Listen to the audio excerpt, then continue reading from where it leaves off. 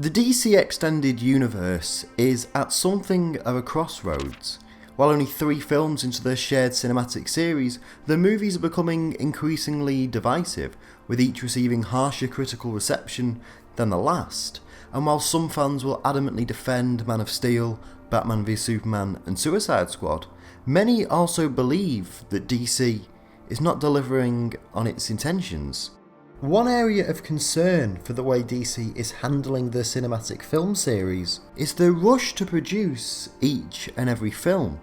There's been so much news over the last year about all of the different pictures WB has in pre-production. Everything from Affleck and Matt Reeves' Batman film, a Flash project which has lost 2 different directors and is now receiving a page-1 rewrite, a Suicide Squad sequel, Gotham City Sirens, a rebooted Green Lantern series, and both Shazam and Black Adam movies.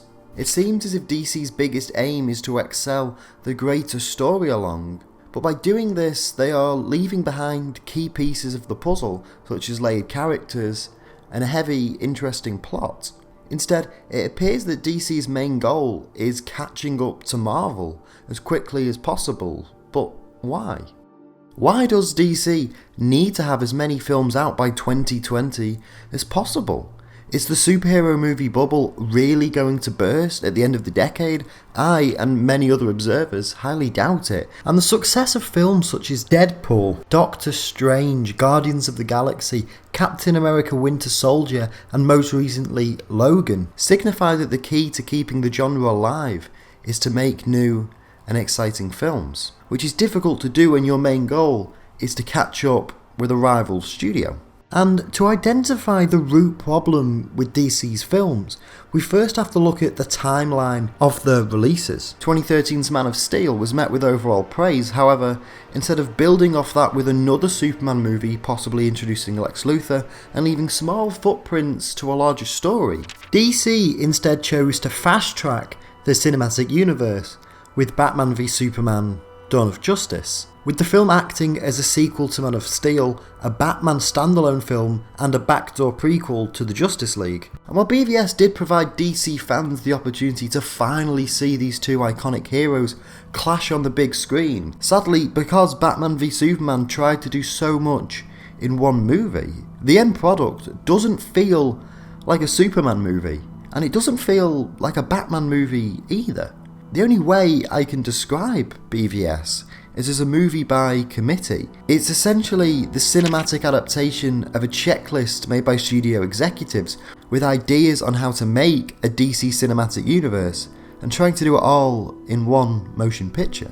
And here is the real problem. Because of this, the characters in Batman v Superman suffer tremendously. Throughout the film, the characters we are supposed to be invested in lack clear motivation and growth, the very thing we needed to see from DC in this movie. In many ways, it feels as if DC are expecting the audiences to live off the fact that many of us are familiar with these characters already from the comic books and the previous on-screen iterations. But here's the thing, in the DCEU, we aren't watching Christopher Reeve's Superman, and we aren't reading Grant Morrison's Batman. We need to fall in love with and resonate with these incarnations of the characters. Specifically looking at Batman v Superman, although Suicide Squad is equally guilty of this as well, it seems as if the character's sole job in the movie is to progress the story. At no point do I empathise or relate to Superman, because we aren't given any reason to. He simply reacts to the plot. In both of his appearances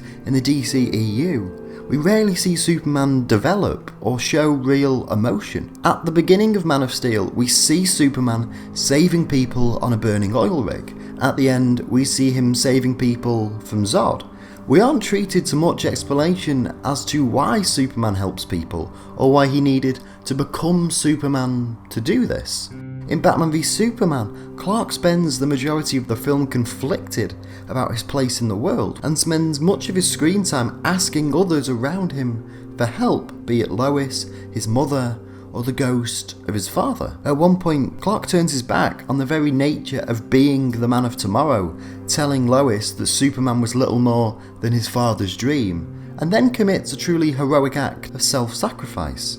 In some ways, the only character who experiences real development is Batman. Despite the detriment of poor editing, throughout the film, we're treated to key pieces of dialogue between Bruce and Alfred, discussing the former's view on Superman as being too powerful to be left unchecked. It's even established that Bruce Wayne isn't necessarily in the greatest place himself. Alfred makes reference to him changing and becoming cruel. He mentions Bruce's drinking problem, as well as Batman's more ruthless methods with dealing with crime, and the looming shadow of a dead Robin over his shoulder. And while many found the Martha line during the end of the conflict to be a thin plot resolve for them to then team up and fight the big bad, it does work with what's already established. Bruce, who throughout the film is tormented by nightmares of the death of his parents, in particular his mother, has spent the last 18 months viewing Superman as an alien threat, one with no particular ties to humanity. Superman's dying plea to Batman, a man who is about to kill him, not to spare his life, but to save his mother's, accomplishes several things. Firstly, it shows Batman that Superman is at least somewhat honourable. He's not trying to bargain or beg or even retaliate. Superman is prepared to accept his fate, with his last wish being for Batman, again the man who hates him and is about to murder him, to be a hero and rescue his mother. Additionally, it demonstrates to Batman that Superman is human, and through the use of cleverly placed flashbacks, reminds Bruce of his greatest loss, and for a split second, Bruce sees that fateful event which changed his life from a different perspective. Like Bruce's own father, Clark's final words aren't a concern for his own well-being, but for that of Martha's. And not only that, but Bruce, the man who vows to fight crime, rests on the principle of not letting what happened to him happen again, is about to do just that. If Bruce doesn't help Superman, Martha will die, and this frames their dynamic in a different light, with Clark in the position of Bruce and Batman in the position of Joe Chill. Clark's plea for Batman to save Martha reminds Bruce that not only can he not let this happen again, but that the death of his parents is what drew Batman into the dark, and Superman, the ultimate symbol of hope, cannot be allowed to suffer the same fate. And through the exploration of this relationship, Superman's self-sacrifice to defeat Doomsday should hold more emotional weight than it actually does. This should have been the moment where Superman's morals are solidified in the eyes of Batman and the audience as we watch our hero fall, committing one great deed to outdo any other great deed. This lack of character is all because DC is rushing. The framework is there within the narrative to present an interesting dynamic between the two lead characters, but it isn't explored nearly enough in a film which felt like it was one redraft away from being finished. The best thing DC can do now is take their time. There is no rush to release any of these upcoming ideas and projects now. The audience will still be there waiting for as long as it takes to do these films correctly. DC has some of the most recognisable and renowned characters in fiction, and that familiarity will bring audiences in, but what brings them back is great storytelling and compelling characters. I hope DC can remedy this problem in the future, because as a big lover of the source material, I want to see DC thrive and succeed. However long it takes, DC, just make sure that when you use these beloved characters, that you can do them justice.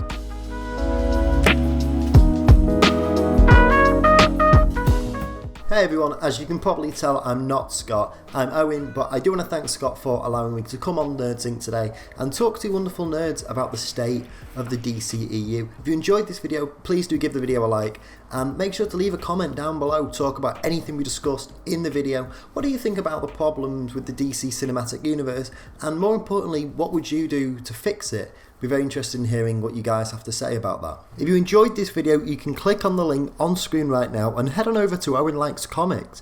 I make weekly case study videos just like this one, and while you're at it, hit that big sexy subscribe button and subscribe to NerdSync as well. Again, my name is Owen, and until next time, take care and keep reading.